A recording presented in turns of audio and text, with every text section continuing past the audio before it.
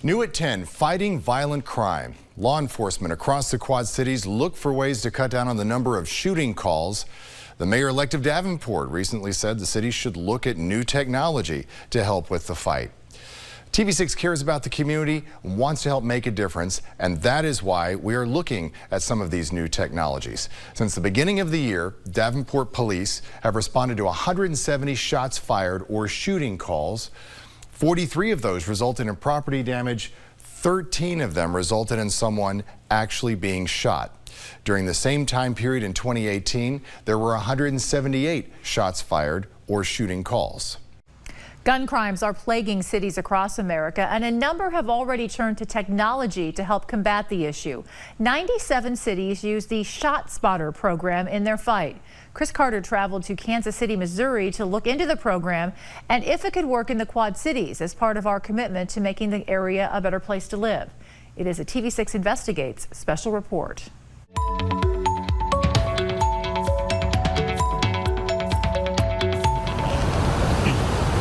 The quiet streets of Kansas City can quickly change. The sound of gunfire can erupt at any time. Technology throughout the KC area allows officers to get to the scene faster. It's called ShotSpotter, a gunshot detection system designed to alert officers the moment gunshots are detected. It can send an officer to a direct location rather than an intersection or a general radius in a several block area. Sergeant Jake Bakina is the department's public information officer. He used to oversee the ShotSpotter program. The department began using the device back in 2012. It has allowed us to get more directed information for our patrol officers, more accurate information on number of shots, exactly where they are. Here's how the program works. Sensors are placed throughout a coverage area. They can detect the acoustic sound of gunfire and triangulate where the shots occurred.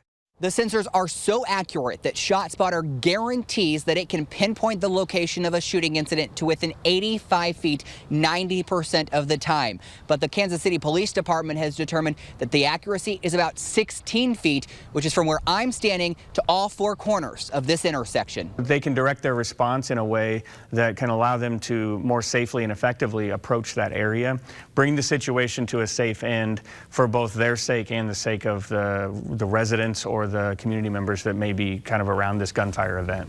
It could save their lives even. When a gunshot is detected, it is reviewed and then immediately sent to officers in a coverage area. Officers can begin responding immediately. They get the number of gunshots, they get an audio clip of the gunshots that were fired so they can hear if it's a big gun, if it's a small gun, if it's multiple different guns, two differentiated guns specifically. Now we know we have two people. While Kansas City Police won't say the program has reduced gun crimes in the ShotSpotter coverage areas, it does say ShotSpotter has resulted in a quicker and more constant response to gunfire. Nationwide, it is estimated only 3 out of every 10 incidents are reported.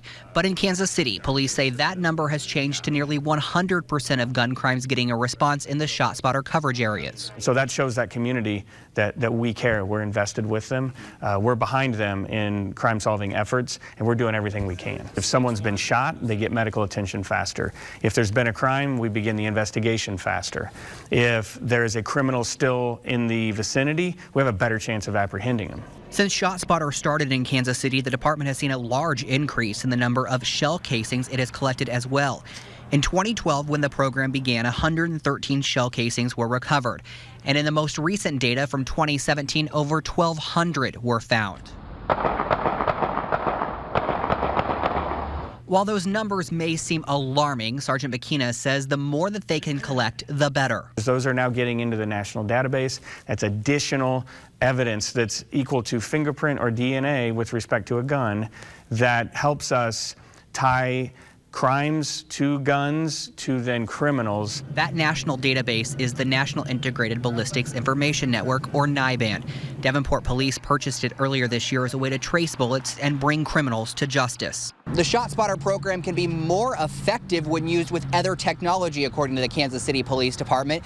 They say when you partner with license plate readers and cameras like you have on all four corners of this intersection, you can sometimes capture a criminal leaving the area of the crime.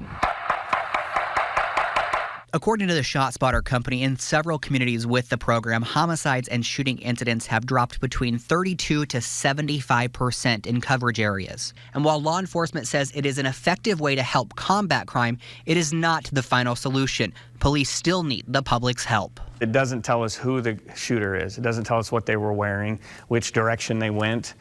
So we need the community's help. But that added information is invaluable to us. We believe it makes us safer and more effective as we're out policing in our neighborhood. And as the Quad Cities looks to combat gun violence, Sergeant Bakina says his department believes the ShotSpotter program can be beneficial. I think that knowing where, when, and how many gunshots have just happened would make a police officer safer in their community. Advice about a program that could save lives.